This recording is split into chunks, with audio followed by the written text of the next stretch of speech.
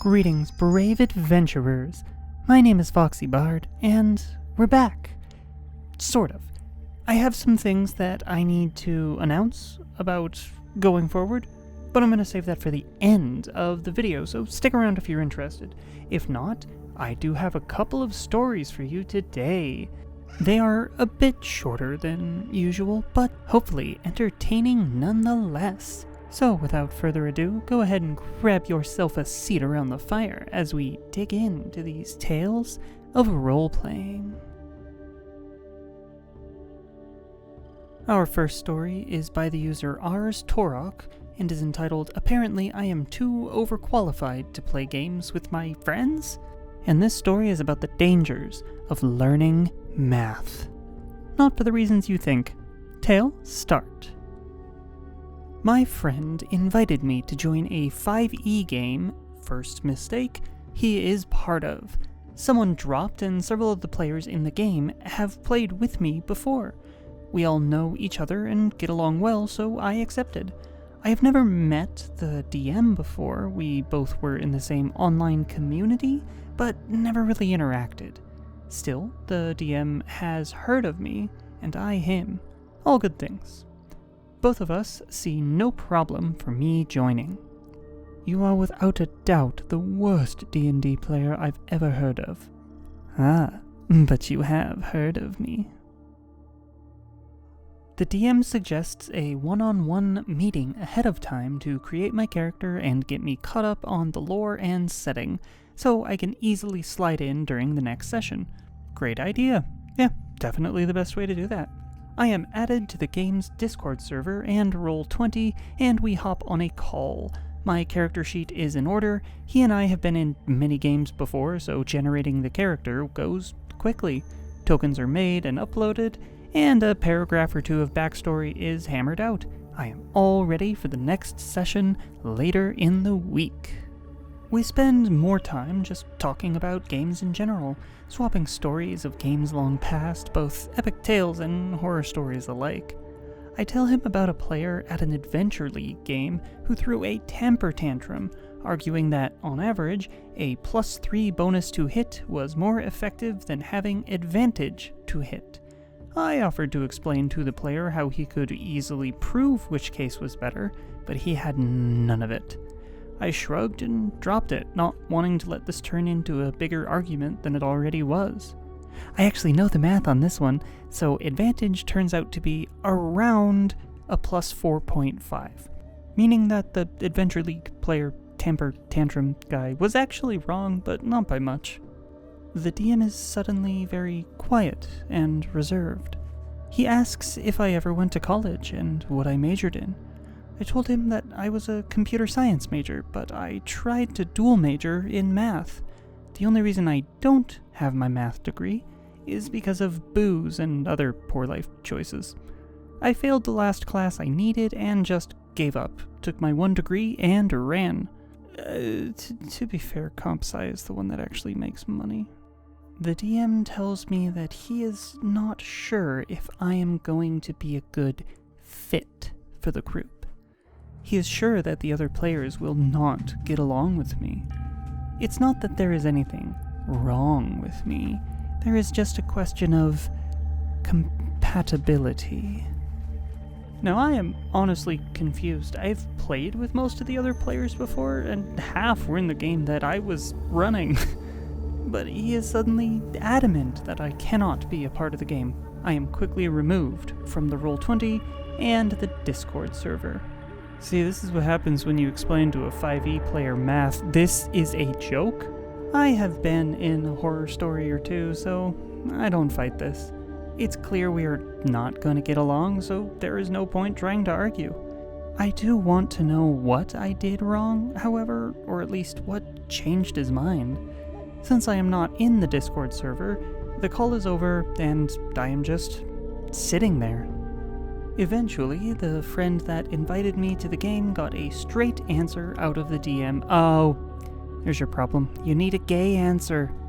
He didn't like that I knew advanced math and was worried that I would just look up the monsters and calculate the most effective way to play the game, and essentially power game to the point that he couldn't balance around me. What? He said he didn't trust people who knew more math than he did. He was sure I was a nice person and wouldn't mind being friends with me, but he can't play TTRPGs with anyone who is going to use math to ruin the game. My brother in Nethys, the entire game is just math. Not only that, it's dirt simple math. We're talking single, maybe double-digit addition and subtraction. That's it. That's all there is. Advanced math won't tell you anything. You don't need to solve a triple integral. You don't need to conduct a Laplace transformation. You just need to do addition. The average 5th grader, no, the average 3rd grader can do the amount of math you need to do to play D&D. It's okay, I'm calm, it's fine. I am not sure. Maybe he thought I was being overly condescending somehow. That, or honestly, he really doesn't like people who know math. Regardless, as we often say, no D&D is better than bad D&D. Tail end. We do love a self-aware OP. They were great. They did exactly what they were supposed to do when faced with a potential problem, a potential horror story. Hit the bricks. Now I'm gonna make a couple of assumptions based on absolutely nothing, but hey, that's my job. I'm on YouTube. It seems to me like this DM is someone who likes to win, or at least doesn't like to be beaten too easily. Or someone who struggles with encounter design, which is fair. You aren't good at it naturally. It's a learned skill. More on that later. But either way, like I said earlier, there is not any advanced math in D&D. No matter how in-depth you get, there just isn't. This ain't Pathfinder. You can't take sacred geometry just to make your DM cry. Oh well, frustrating, but overall the true horror story dodged. Well done, OP. Let's move on to the next one. Our second story comes to us from the user Ninjune. Ninja June, I get it.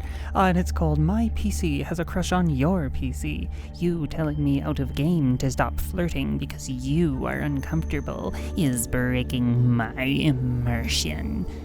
Felt more and more disgusting reading that as I went on. You could probably tell. This one is more of a true horror story, and there's quite a lot to be said, but first we have to tell it. So, tale, start. I am the GM. We had 2 out of 4 players missing for an online 4-shot campaign on the first session. For balancing reasons, I tossed in a character of my own as a GMPC, a chaotic neutral, gambling-loving goblin girl. One of my 2 players is a ladies' man, out of game. Oh no. He fell instantly in love with my PC. Oh no. And started instantly flirting to her in character. No. I wasn't entirely sure if he was flirting to her or me, as I've had to turn him down before, of course. So I ignored him at first, then in character showed disgust to a tasteless joke, then ignored him again. After the second session, we talked in voice with him and the second player who was present. I said that I wanted him to stop flirting with my PC because I can't separate it from real life. He called me a bad role player. He said it would ruin his immersion if he suddenly stopped flirting, as flirting is what his character would do. He said stuff like, "Why, you think I like you? Yeah, no. No, I really like Flinks. She's hot." I explained that even if I know it is strictly in character, it still makes me uncomfortable, and I'd rather have him not do that. he got super mad at me, saying stuff like, "You are ruining my immersion," and called me boring. I realized that was probably hard to understand. He said things like, "You are ruining my immersion," which is still, no. I listened to him talk crap about me for like 3 minutes as the other guy tried to calm him down and make him see my side. He finally relented and said, "Hey, okay, fine. If it makes you uncomfortable, I'll stop. I'm not an asshole after all." My guy, yeah, you are. Tail, and this is another case of people trying to use D&D or other role-playing games as a stand-in for a dating app. Stop doing that.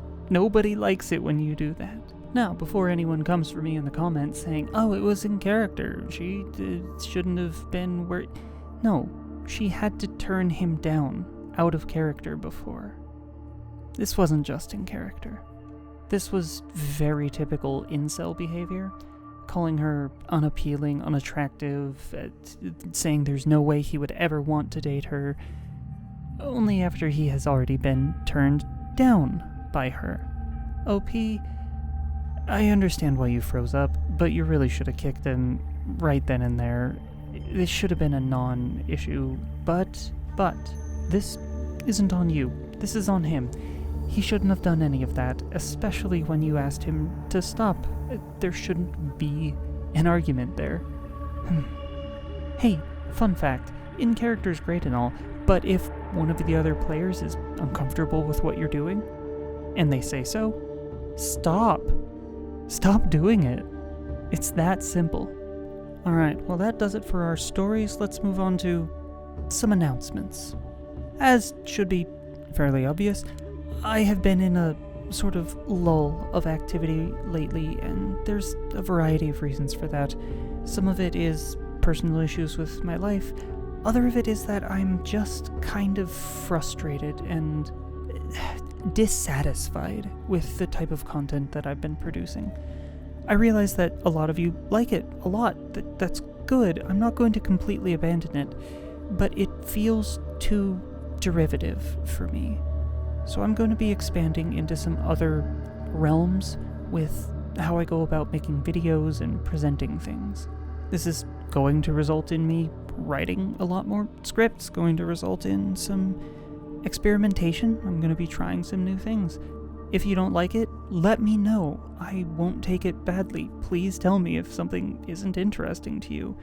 But if you do like it, please tell me. I want to know what it is that my audience enjoys.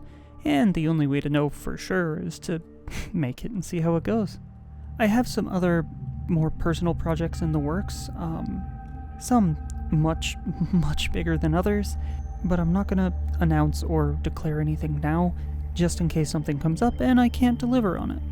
All I will say is expect something new, something different, and expect more videos. I want to get back into giving you guys regular content.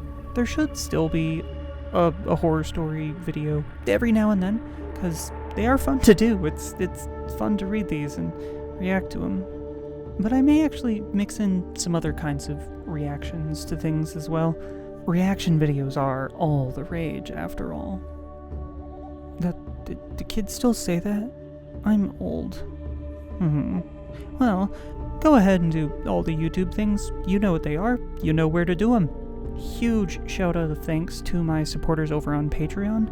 You've helped me get through this low point, and I don't think I'd be so confidently getting back into creation without you. If you want to toss your name into the hat, go on over to patreon.com/FoxyBard. But if not, I still love you all the same. Okay, actually it is slightly less, but let's not get hung up on that. If you want to connect with a wonderful community and see me ramble about new projects and things that I'm working on as I'm working on them, you can join the FoxyBard Discord server. It's at discord.gg/FoxyBard. We are a very active and welcoming community, and we'd love to have you.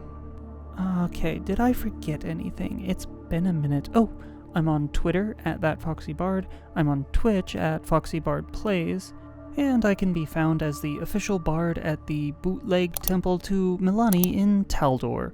Speaking of, I've gotta get back, make sure I get to my performance on time, so let's douse the fire and get back to our own adventures.